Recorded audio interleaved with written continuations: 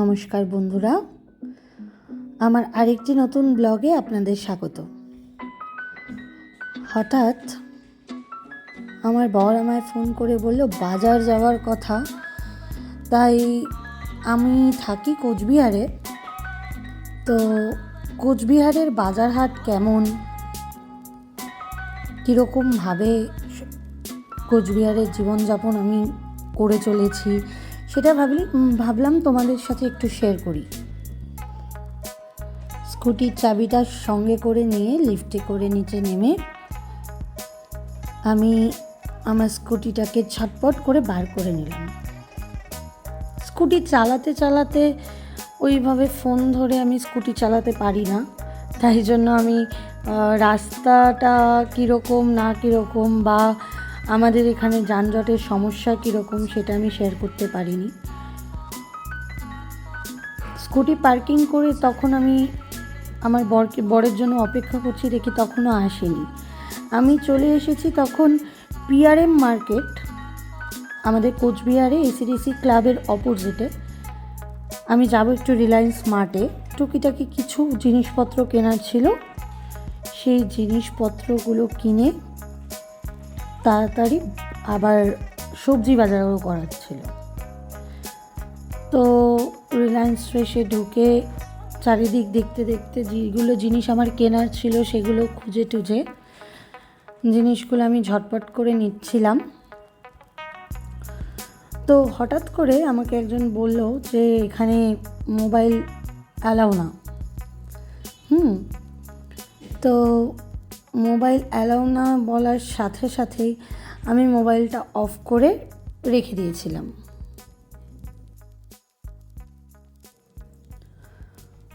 হঠাৎ আমার মনে হলো আমাদের ছোটোবেলাকার কিছু জিনিস যেগুলোর প্রতি আজও দেখলেই আমার হাত দিতে ইচ্ছে করে, ছুতে ইচ্ছে করে, সেগুলো হলো বারবি, ছোটো ছোটো টেডি।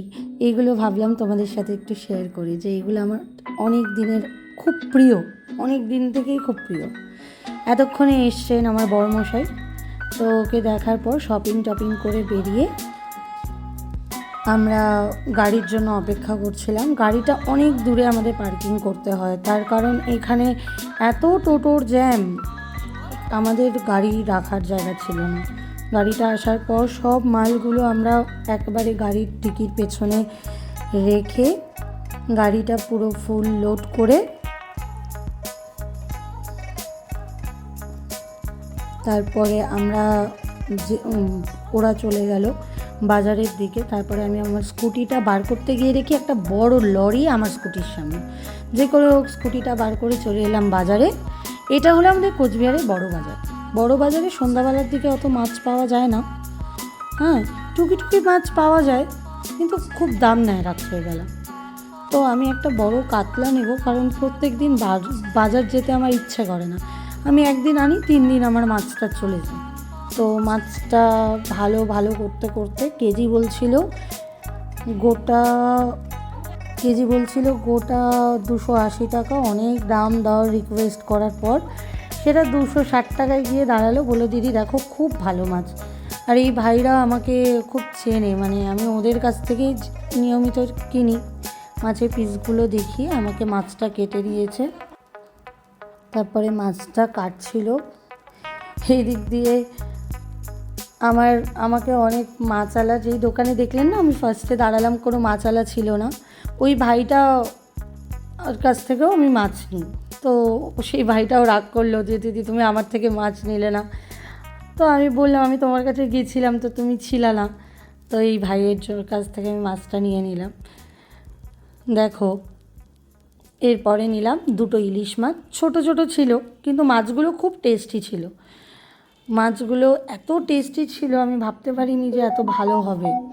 বলছিল এগুলো নাকি ডায়মন্ড হারবারের ইলিশ, কিন্তু এখানকার কস্টিং চার্জটা খুব বেশি পড়ে যায়। এই ছোটো ইলিশগুলো এখানে আমাদের 1000 টাকা করে কিলো নেয়, মানে কোচবিহারের মার্কেটে। জানো তো বন্ধুরা, আমি যেহেতু কলকাতার মেয়ে, আমার কোচবিহারে মাছ খেয়ে পোষায় না, কারণ আমরা কলকাতার বাজারে যেই পরিমাণে যেরকম ভাবে মাছ কিনে অভ্যস্ত, বা নানা রকমের আমরা মাছ খেয়ে অভ্যস্ত, আমরা মাছে ভাতে বাঙালি, তো সেরকম ভালো মাছ আমরা এখানে পাই না। তো যা পাই, তো ইলিশ মাছটা বেশ ভালোই ছিল, কাতল মাছটাও ভালো ছিল। আর আমাদের এখানে কাতলাকে কাতল মাছ বলে। তো এখানে থাকতে থাকতে আমিও এখন কাতল মাছই বলি। ইলিশ মাছটাও ভালো ছিল, 1000 টাকা কিলো নিয়েছিল। তবে আমাদের ওখানে যে বড় ইলিশগুলো পাওয়া যায় না, ওরকম টেস্ট এগুলো না, কারণ এগুলো সব মাছই আসে আমাদের কলকাতা থেকে। এবার আমাদের কলকাতায় যে ফ্রেশ জিনিসটা পাওয়া যায় আমরা সেটা এখানে পাই না।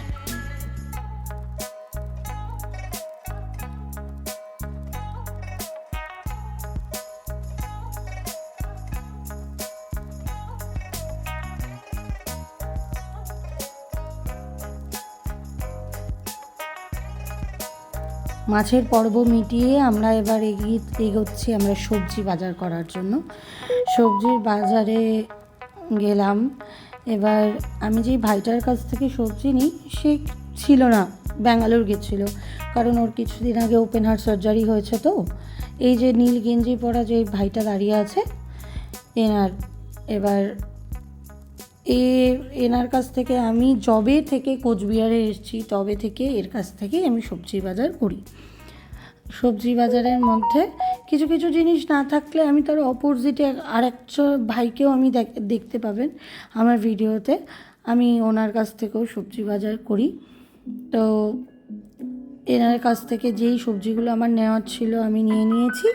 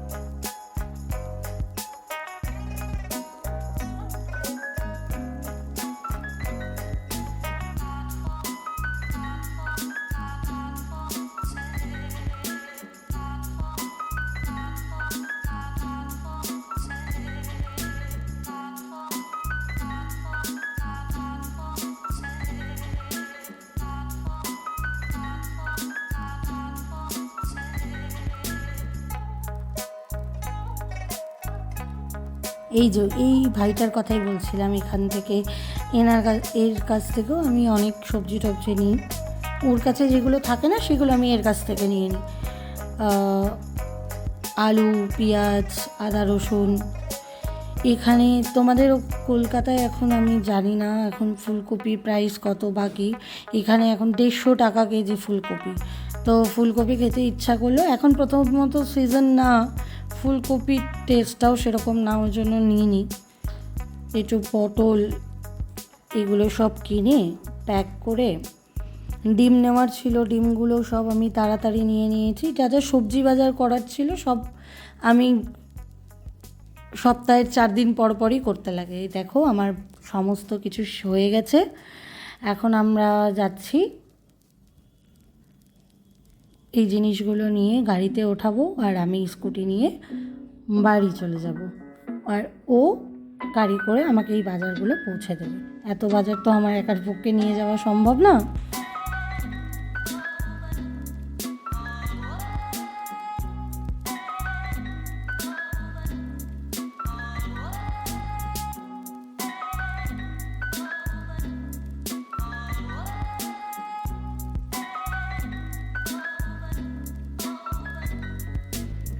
বাজার করতে করতে আমার প্রচণ্ড খিদে পেয়ে গেছিলো, কিন্তু রাতটা 9:30 হয়ে যাওয়ার জন্য আমি সেরকম কিছু স্ট্রিট ফুড পাচ্ছিলাম না। কি করব, চিপস খেতে গেলাম, তো নিলাম একটা মটর আর একটা প্রাণের ওই পটাটো ভুজিয়া আছে, সেটা নিয়েছিলাম। কিন্তু মটরটা এত বেশি পরিমাণে প্যাকেটে ছিল, তো আমার মনে হলো না যে এটা মুখ ছাড়া পেট ভরবে বলে। তো সেখান থেকে আরেকটা কোল্ড ড্রিঙ্কস কিনে কাকুর কাছ থেকে তারপরে খেলাম ওখানেই দাঁড়িয়ে। আমার বরের সাথে কথা বলতে বলতে একটুখানি কথাও বলা হলো। এই যে আমি এখন এসে গেছি আমার ফ্ল্যাটের নিচে। এই যে ভাই আমার গেট খুলছে। ভাই আমাকে আবার জিজ্ঞাসা করলো, দিদি আমার ভিডিও করছো কেন? আবার এমনি। তো নিচে দাঁড়িয়ে রাহুলকে আমি ফোন করলাম। আমার একটা ভাই আছে যে আমার ফ্ল্যাটে ছিল, তাকে ফোন করলাম যে ভাই একটু নিচে আয়, অনেকগুলো বাজার আছে। ও নিচে এলো। নিচে এসে ও আর আমি দুজনে মিলে বাজারগুলো নিয়ে গেলাম। এই দেখুন চলে এসছে। চলে আসার পর আমরা দুজনে মিলে একটু গল্প করতে করতে আমিও একটু কারণে ওর পেছনে লাগছিলাম। এই করতে করতে আমি বাড়ি পৌঁছে গেলাম। ভিডিওটা তাহলে আজকে এই পর্যন্তই শেষ করা যাক। দেখা হবে আবার নতুন কোনো সময়, নতুন কিছু নিয়ে, নতুন কোনো ব্লগে। ভালো লাগলে একটা লাইক, শেয়ার, কমেন্ট করবেন। অবশ্যই চ্যানেলটাকে সাবস্ক্রাইব করবেন। ধন্যবাদ।